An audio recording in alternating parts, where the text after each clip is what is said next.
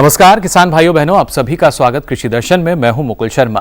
किसान भाइयों, आप जैसा सभी जानते हैं, इस कार्यक्रम में आपको बताते हैं किस तरीके से कृषि क्षेत्र का लगातार विस्तार किया जा रहा है। उसके अलावा नवीनतम तकनीकें जो आपके लिए इजाद की जा रही हैं, जिनसे आपको फायदा हो सके, और साथ ही साथ कृषि क्षेत्र में जो शोध चल रहे हैं उनकी जानकारी हम आपको देते हैं। तो आइए सबसे पहले रुख करते हैं खबरें खेती की ओर। किसान कोष के लिए राष्ट्रपति की सिफारिश। निजी कारोबारी कर रहे गेहूं की भारी खरीद, इसलिए घटेगी सरकारी खरीद। उत्तर प्रदेश में इस बार चीनी उत्पादन थोड़ा कम रहने के आसार, और दालों की कीमतें रहे काबू में, सरकारी कोशिशें। नमस्कार, खबरें खेती की में आपका स्वागत है। मैं हूं स्निग्धा रितेश और अब खबरें विस्तार से। देश के ज्यादातर इलाके इस समय सूखे के संकट से जूझ रहे हैं। ऐसे में राष्ट्रपति प्रणब मुखर्जी ने एक सदस्य के निजी विधेयक पर विचार करने की सिफारिश की है। विधेयक में किसानों के लिए एक कल्याण कोष गठित करने की मांग की गई है। देश के तमाम इलाकों में सूखे की मार झेल रहे किसानों की मदद के लिए राष्ट्रपति प्रणब मुखर्जी ने एक निजी विधेयक पर विचार करने के लिए सिफारिश की है। विधेयक के अनुसार एक कल्याण कोष गठित किया जाए जिससे किसानों की मदद की जा सके। दिसंबर 2014 में राज्य में पुष्क एवं मरुस्थलीय क्षेत्र के कृषक विधेयक 2014 पेश किया था। प्रस्तावित कल्याण कोष में भारत की संचित निधि से धन दिया जाता है। मसौदा विधेयक के केंद्र सरकार की ओर से 10,000 रुपए की शुरुआती पूंजी का प्रस्ताव किया गया है। इसमें अनुमान लगाया गया है कि इस मकसद के लिए प्रति साल 20,000 करोड़ रुपए आवर्ती व्यय हो सकते हैं। भारत के संचित निधि से 5,000 करोड़ रुपए गैर आवर्ती रुपए भी व्यय हो सकते हैं। निजी कारोबारियों की भारी खरीद के कारण रबी विपणन सत्र में सरकारी एजेंसियों की गेहूं खरीद घट सकती है। मध्य प्रदेश, उत्तर प्रदेश और राजस्थान में गेहूं सरकारी न्यूनतम समर्थन मूल्य से 25 से 50 रुपए अधिक कीमत पर खरीदा जा रहा है। इस बार निजी कारोबारी गेहूं की ज्यादा खरीद कर रहे हैं, जिस कारण सरकारी खरीद कम रह सकती है। हालांकि पंजाब, हरियाणा में अच्छी खरीद व्यवस्था और कमीशन एजेंटों की उपस्थिति से निजी कारोबार बहुत कम है। केंद्र सरकार के भारतीय खाद्य निगम के सूत्रों के अनुसार इस बार पिछले साल की तुलना में गेहूं की आवक तेज रही है और कुल शुरुआती खरीद में इजाफा दर्ज किया गया है, लेकिन इनकी औसत दैनिक खरीद मध्य और पश्चिम हिस्सों में कम होने लगी है। गेहूं की फसल की जल्द कटाई होने से पंजाब और हरियाणा में इस बार आवक तेज है। एफसीआई के अधिकारी के अनुसार हमारी खरीद 2.6 करोड़ टन रह सकती है, जबकि अनुमानित लक्ष्य 3 करोड़ टन है। इस सप्ताह मध्य प्रदेश में सरकारी एजेंसियों की औसत दैनिक खरीद 1,15,000 टन रही, जो पिछले साल की औसत दैनिक खरीद 4 लाख टन की 1/3 है। उत्तर प्रदेश में चालू पेराई सत्र 2015-16 में चीनी उत्पादन पिछले साल के मुकाबले कमजोर रहने का अनुमान है, क्योंकि पेराई सत्र समाप्ति की ओर बढ़ रहा है। ये 2014-15 के सत्र की तुलना में 1.5 लाख टन कम रह सकता है।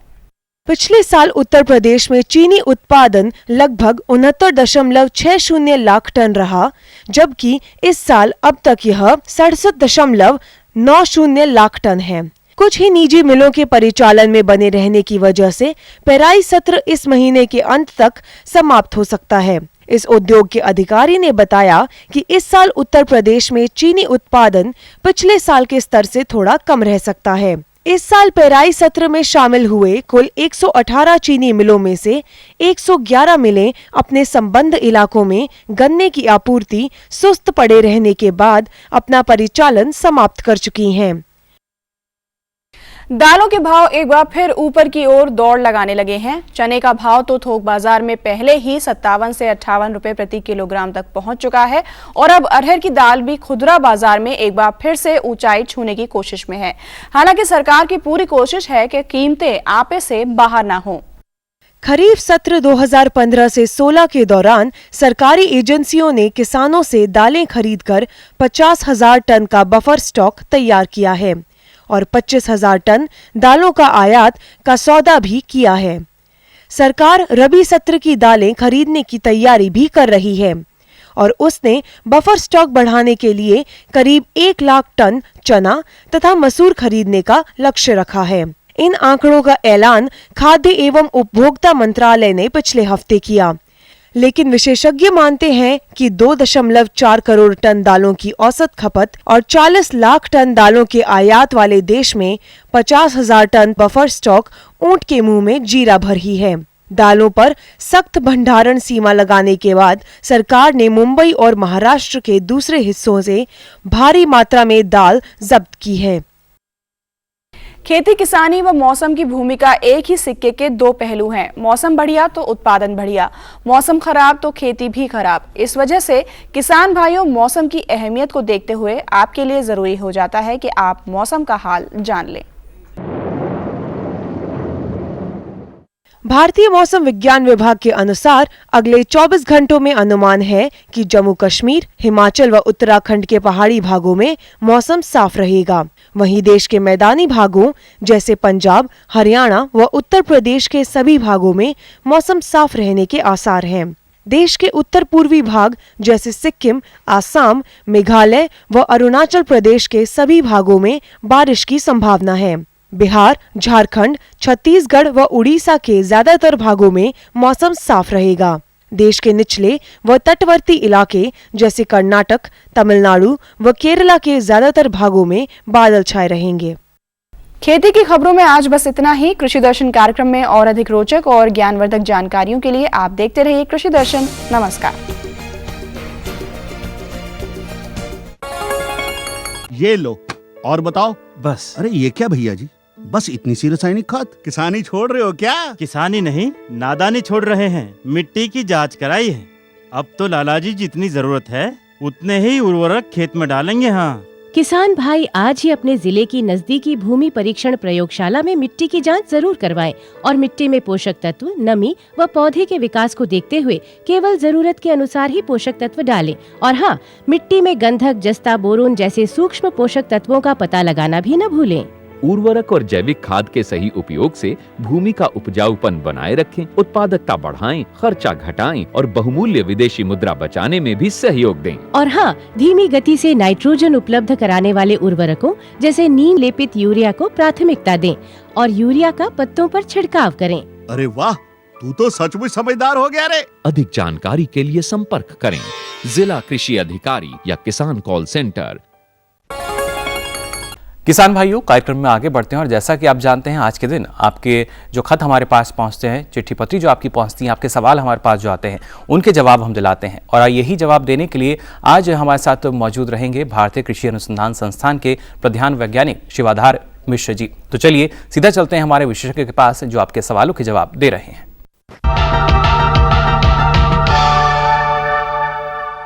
तो किसान भाई बहनों, आप सभी का स्वागत है हमारे आज के कार्यक्रम आपकी चिट्ठी आपके ईमेल में।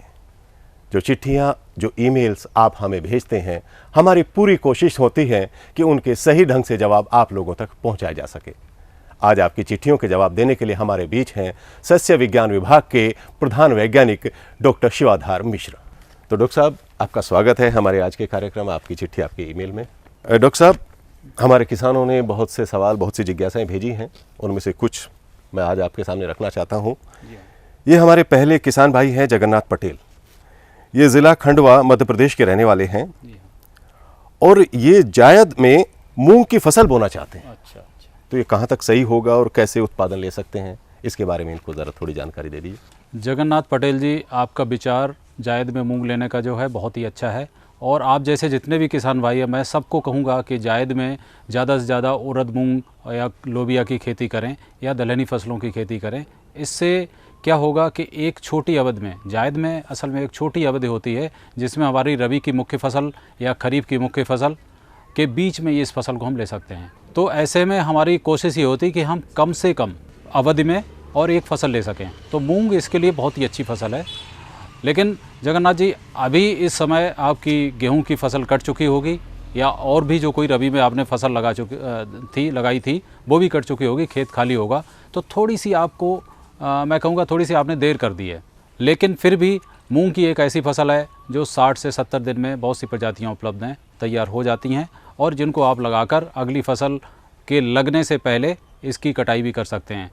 तो इसमें यह है कि कुछ न कुछ तो इनको किसान भाइयों को फ़ायदा हो ही जाएगा, क्योंकि ये फसल ज़मीन में नाइट्रोजन को भी फिक्स करती है, जो वायुमंडल से नाइट्रोजन लेकर और ज़मीन की दशा सुधारती है। इसकी पत्तियां हरी खाद का काम करती हैं। तो कैसे ना कैसे किसी न किसी प्रकार से ये हमारे किसान भाइयों को फ़ायदा पहुंचाती है। तो इस हिसाब से ये फसल बहुत ही अच्छी फसल है। तो अब चूँकि हमारे जगन्नाथ जी ये जानना चाह रहे होंगे कि प्रजातियाँ कौन सी हैं, क्योंकि प्रजातियाँ छोटी अवधि की चाहिए। तो इसमें बहुत सारी प्रजातियाँ हमारे उपलब्ध हैं। इसमें एक पूसा विशाल है, पूसा रत्ना है, इसके अलावा एक SML 668 है, जिसको SML 668 भी कहते हैं जी। इसके अलावा PDM 11 है, PDM 54 है, PDM 139 है। तो ये बहुत सारी प्रजातियां अलग अलग क्षेत्र विशेष के लिए उपलब्ध हैं हमारे किसानों के लिए, और इसको लगाकर हमारे किसान भाई अच्छा फ़ायदा उठा सकते हैं। इसके लिए आप 1 हेक्टेयर के लिए कम से कम 20 से 25 1 हेक्टेयर के लिए 25 से 30 किलोग्राम बीज की आवश्यकता होती है, जबकि हम जो खरीफ में लगाते हैं, बरसात में लगाते हैं, उसमें 20 से 25 किलोग्राम से ही काम चल जाता है। तो इस तरीके से हम बीज को लेकर, और बीज को राइजोबियम से ज़रूर शोधित करें, क्योंकि जो भी दलहनी फसल लगाई जाती है उसमें राइजोबियम का टीका लगाना बहुत ज़रूरी होता है। तो अगर इस तरीके से करेंगे तो इन्हें मूंग से मुझे लग रहा है कम से कम 10-11 कुंतल इनको उपज ये 2-2.5 महीने में मिल जाएगी, और साथ साथ जो फ़ायदा होगा ज़मीन को वो अलग से। तो जगन्नाथ पटेल जी, डॉक्टर साहब ने जो आपके सवाल का जवाब दिया, मुझे पूरी उम्मीद है कि आप उससे पूरी तरह संतुष्ट होंगे। तो डॉक्टर साहब अब चलते हैं अगले सवाल पर। हमारे अगले किसान भाई भी इंतज़ार कर रहे होंगे। बताइए। ये हैं भूरे जोशी जी। अच्छा। ये नीम करौरी ज़िला फर्रुखाबाद उत्तर प्रदेश के रहने वाले हैं। अच्छा। और ये कह रहे हैं डॉक्टर साहब कि गर्मी में मक्का की फसल लेना चाह रहे हैं। अच्छा। क्या ये सही रहेगा, या इन्हें कब लेना चाहिए, कैसे लेना चाहिए, ये जानकारी चाहते हैं। भूरे जोशी जी, आपका जो सवाल है, आपका कुतूहल है, उसको मैं कहूँगा कि हर किसान भाई चाहते हैं कि हमारा गर्मी की फसल है, गर्मी के में आपके पास सिंचाई के साधन उपलब्ध हैं, और आप ज़्यादा से ज़्यादा पैदावार देने वाली और एक ऐसी श्योर फसल लेना चाहते हैं जिसमें कुछ न कुछ फ़ायदा हो। तो आप जैसे बहुत सारे किसान भाई हैं जो इस समय ज़्यादातर हमने देखा है कि जैसे आप फर्रुखाबाद से बोल रहे हैं, तो उस इलाके में ज़्यादातर आलू की फसल लगाते हैं। आलू की फसल के बाद तुरंत मक्का की फसल लगा देते हैं, जो कि गर्मी की फसल होती है। अब एक तरफ तो आलू ज़्यादा पानी लेने वाली फसल है, ज़्यादा पानी में तैयार होता है, और आलू के बाद आप जो है दोबारा फिर मक्का की खेती करते हैं, और मक्का वो भी गर्मियों में। तो ऐसा देखा गया कि हमारे किसान भाई ये भी ध्यान नहीं रखते कि उस खेत में कितनी पानी की आवश्यकता है। ट्यूबवेल चल रहे हैं तो चलते ही जा रहे हैं, और ये होता है कि जैसे बरसात की फसल होती है उस तरीके से खेत में पानी भरा रहता है। तो इस तरीके से हमने देखा है कि बहुत सारे खेतों का जो भूजल है वो बहुत ही तेज़ी से नीचे गिर रहा है, और इस स्तर को कायम रखना आगे आने वाले समय में बहुत मुश्किल हो जाएगा। तो मेरा सुझाव भूरे जी आपको यह है कि आप कभी भी जो गर्मी की फसल है, गर्मी की फसल ऐसी न लें जिसमें ज़्यादा पानी की आवश्यकता है, जैसे धान या मक्का की खेती ना करें तो ज़्यादा अच्छा रहेगा। इसकी जगह आप उड़द, मूंग और लोबिया इस तरीके की फसलों को ले सकते हैं। साथ साथ आप चाहें तो आजकल बहुत सारी जो कद्दू वर्गीय फसलें हैं, ककड़ी, खरबूजा, खीरा, कद्दू, तो इस तरीके की सब्जियों वाली फसलें या फल वाली सब्जियां हैं, फल वाली फसलें हैं, उन पर ध्यान दे सकते हैं। उनसे आपको कमाई भी अच्छी होगी और इसमें पानी भी कम बर्बाद होगा। तो और अगर दलहनी फसलें लगाते हैं तो आपको उससे अतिरिक्त आय के साथ साथ अतिरिक्त ज़मीन की मृदा उर्वरता या ज़मीन का जो स्वास्थ्य है वो भी अच्छा होगा, और ज़मीन आपकी उपजाऊ होगी। डॉक्टर साहब, मैं अब अगले अपने किसान भाई का सवाल लेता हूँ। ये है पाबूदान, केकड़ी ज़िला अजमेर राजस्थान के रहने वाले हैं, और जैविक खेती के बारे में जानकारी चाह रहे हैं कि जैविक खाद वगैरह कैसे तैयार करें। देखिए पाबूदान जी, आप जैविक खेती की जो बात कर रहे हैं, तो ये आपने जो जैविक खेती को अपनाने का सोचा है, ये बहुत ही अच्छा आपने सोचा है, आपकी अच्छी सोच है, क्योंकि जैविक खेती करने से बहुत सारे फ़ायदे हो रहे हैं। हमारे किसानों को जो जैविक खेती का उत्पाद है उसका दाम आम खेती से हुआ पैदा जो पदार्थ है उससे ज़्यादा हमें कीमत मिल रही है, तो हमारे किसान भाइयों को ज़्यादा फ़ायदा हो रहा है। दूसरा फ़ायदा ये है कि इससे उगाए हुए जो भी हम जैसे दालें हैं या सब्जियां हैं या जो भी चीज़ हम उगा रहे हैं वो स्वास्थ्य के लिए अच्छा हो रहा है, क्योंकि उसमें हम किसी भी तरीके के केमिकल या रसायन जो है कीड़े मकोड़े मारने के लिए, बीमारियों के लिए जो प्रयोग करते हैं वो सब नहीं कर रहे हैं।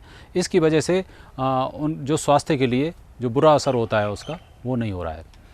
लेकिन हमारे किसान भाइयों को, जैसा कि आपने पूछा है कि इसके लिए पोषक तत्व प्रबंधन कैसे करें, पोषक तत्वों को कहाँ से लाएं, जैविक खादें कहाँ से उपलब्ध होंगी, तो ये एक बड़ी ज्वलंत समस्या है हमारे देश में। बहुत सारे स्टेट, जैसे सिक्किम हुआ, उसको तो ऑर्गेनिक स्टेट ही डिक्लेयर कर दिया गया है हमारे सरकार ने, उसको ऑर्गेनिक या जैविक राज्य ही पूरा मान लिया गया है कि यहाँ खेती पूरी जैविक राज्य की जैविक रूप से ही होती है। लेकिन अन्य राज्यों में यह है कि हम वो जो जैविक पदार्थ से प्राप्त खाद कहाँ से लाएं या जैविक खाद कहाँ से लाएं, उसकी सबसे बड़ी समस्या है।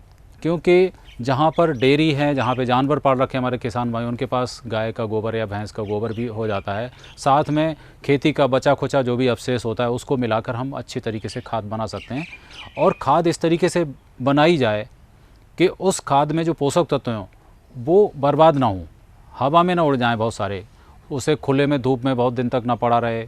आप जब उसको खेत में डालते हैं तो बहुत दिन तक ऐसे ही खुला ना पड़ा रहे, खेत में डालते ही तुरंत उसे जुताई करके भूमि में मिला देना चाहिए, तो इससे पोषक तत्वों का नुकसान कम होता है।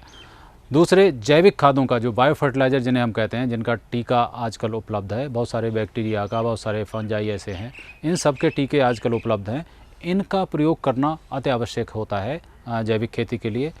दूसरी बात, जहाँ पे भी संभव हो सके, जो भी फसल चक्र आप ले रहे हैं उन फसल चक्रों में अगर लेग्यूम, जो दलहनी फसलें हैं, उनका समावेश करें तो भी आपको जो पोषक तत्वों की कमी भरपाई नाइट्रोजन की जो कि वायुमंडल से मिलती है वो पूरी हो सकती है इन दलहनी फसलों द्वारा। तो दलहनी फसलों का समावेश अवश्य करें, हरी खाद का प्रयोग करें। उसके अलावा उच्च गुणवत्ता की कंपोस्ट और उच्च गुणवत्ता की जो मैन्योर है, या जिसको हम जानवरों से निकला हुआ, जैसे FYM भी कहते हैं, कहीं फार्म यार्ड मैन्योर कहते हैं, तो गोबर की खाद है, गोबर की खाद से के साथ मिला हुआ मलमूत्र मिला हुआ पौधों के अवशेष हैं, इन सब से बनी हुई जो खादें हैं उनको अच्छे से बनाएं। अच्छे से बनाने का मेरा अभिप्राय यह है कि इसे बनाते समय एकदम खुले में बिल्कुल ही ऐसे ना छोड़ें जैसे लापरवाही से हमारे किसान भाई देखा गांव के बाहर ढेर के ढेर लगे रहते हैं, उसे छोड़ देते हैं, वो ना छोड़ें। अच्छे से उसको छाया में और उसमें ज़्यादा पानी न भरने दें, सही समय पे गलाएं, उसकी उल्टाई पलटाई करें, सही तरीके से मिलाएं, और उसके बाद खेत में प्रयोग करते समय भी ध्यान रखें कि पोषक तत्वों का नुकसान ना हो। तो आपके लिए जो जैविक खेती करना चाह रहे हैं, आपको पोषक तत्वों को लाना और खेत में डालना आसान हो जाएगा और भरपूर मात्रा में आपको पोषक तत्व इन जैविक और खादों से मिलते रहेंगे। डॉक्टर साहब, ये हमारे किसान भाई हैं विकास बाबा, ये बेंगलुरु कर्नाटक के रहने वाले हैं और ये हरी खाद बनाने की विधि के बारे में विस्तार से जानकारी चाहते हैं। और हाँ, ये भी जानना चाह रहे हैं क्या इसे लाभकारी व्यवसाय भी बनाया जा सकता है। देखिए विकास बाबा जी, हरी खाद एक हमारे देश के लिए कोई नई बात नहीं है, और बहुत सारे पहले किसान भाई, जब हमारे यहाँ जो रासायनिक खादें नहीं थी, रासायनिक उर्वरक नहीं थे, उस समय बहुत सारे हमारे किसान भाई उसको प्रयोग करते थे। लेकिन जैसे जैसे ज़मीन पर दबाव बढ़ा और हमारे किसान भाई ज़्यादा से ज़्यादा फसल लेकर ज़्यादा से ज़्यादा लाभ लेने के चक्कर में पड़ गए, तब से जो है हरी खाद बहुत कम लोग प्रयोग करने लगे।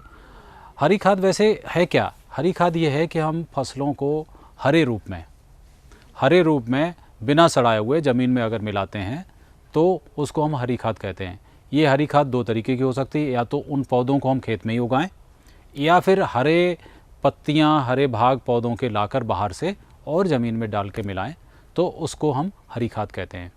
अब इस हरी खाद के फ़ायदे तब हैं जब एक तो सिंचाई के साधन हमारे किसान भाइयों के पास होने चाहिए, या बरसात की ऋतु में जो खेत खाली रखना हो, रबी की फसल अच्छी लेनी हो, उस समय भी हम बरसात के पानी से भी ये हरी खाद उगा सकते हैं।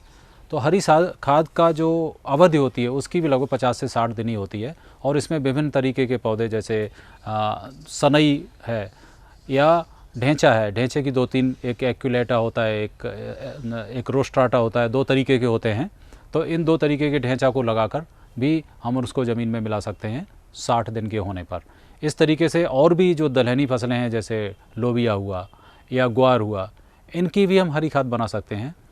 इसके अलावा जो पेड़ हैं बहुत सारे, जैसे सुबबूल का पेड़ हो गया, सिसवेनिया का पेड़ हो गया, कई तरीके के सिसवेनिया आते हैं बड़े बड़े, ग्लिरिसिडिया हो गया, तो जितने भी इस तरीके, उनकी पत्तियां काट कर तोड़कर हम खेत में मिला सकते हैं, ये भी हरी खाद हो सकती है। और इसको व्यवसाय के रूप में भी ले सकते हैं। अगर आपके पास खाली जगह है, या हमारे किसान भाइयों को प्रोत्साहित करना है कि खाली जगह में इस तरीके के पेड़ लगाएं जिनकी हम हरे भाग को खाद के रूप में प्रयोग करें, तो एक तरीके से उसको कलेक्ट करना, उसको बेचना, उसको ना एक पैसा कमाने वाली प्रक्रिया हो सकती है। दूसरा ये देखा गया जो हरी खाद की फसलें हैं उनके बीज की उपलब्धता बहुत ही कम है। ढेंचा का बीज, सनई का बीज, इस तरीके के बीज बाज़ार में जाइए आपको बहुत महंगे मिलेंगे और सही गुणवत्ता के नहीं मिलेंगे और उनकी कमी है। तो हम आपसे कहेंगे कि इनका बीज उत्पादन करिए, इन फसलों का जिनसे हरी खाद बनाई जा सकती है इनका बीज उत्पादन करिए और उस बीज को किसान भाइयों को दीजिए, तो आपको भी फ़ायदा होगा और उन किसान भाइयों को भी प्रोत्साहन मिलेगा जो हरी खाद लेकर अपनी ज़मीन को उपजाऊ बनाए रखना चाह रहे हैं। और विशेषकर जैविक खेती में हरी खाद का विशेष महत्व है, तो आप जैविक खेती को भी प्रोत्साहन दे सकते हैं इसके बीज पैदा करके। तो मुझे लग रहा है कि आप इसका बीज पैदा करिए और लोगों को हरी खाद का बढ़ावा दीजिए, जिससे सबका फ़ायदा और आपका भी फ़ायदा। तो विकास जी, आपको अपने सवाल का जवाब अच्छी तरह से मिल गया होगा।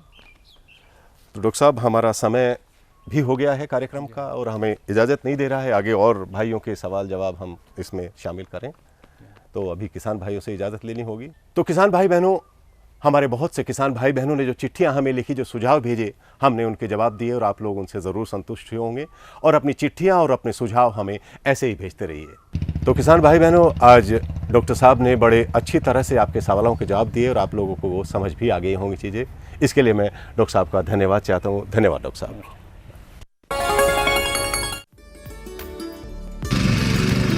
नई तकनीक सभी को अच्छी लगती है।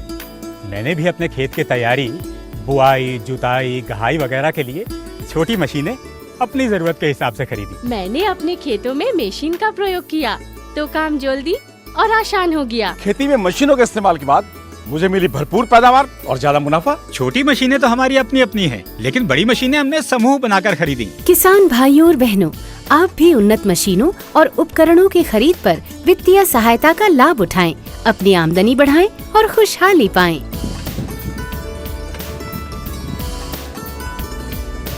हो गया।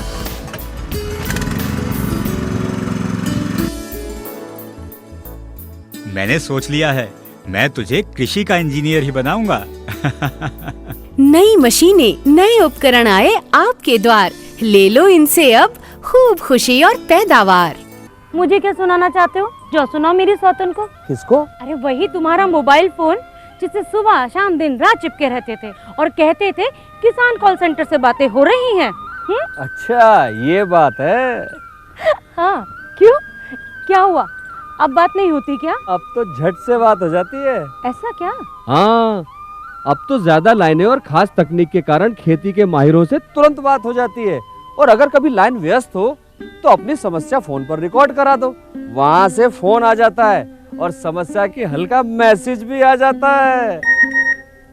ये देखो, आ गया। अरे वाह, इसका मतलब इंतजार की घड़ी अब खत्म। हाँ, तभी मैं सोचूं कि आजकल मुझ पर इतना प्यार क्यों आ रहा है। कृषि संबंधी समस्याओं का अपनी भाषा में तुरंत हल पाने के लिए पूरे भारत में किसी भी फोन से हेल्पलाइन नंबर पर संपर्क करें। किसानों का दोस्त किसान कॉल सेंटर। आपको हमारा कार्यक्रम कृषि दर्शन कैसा लगा?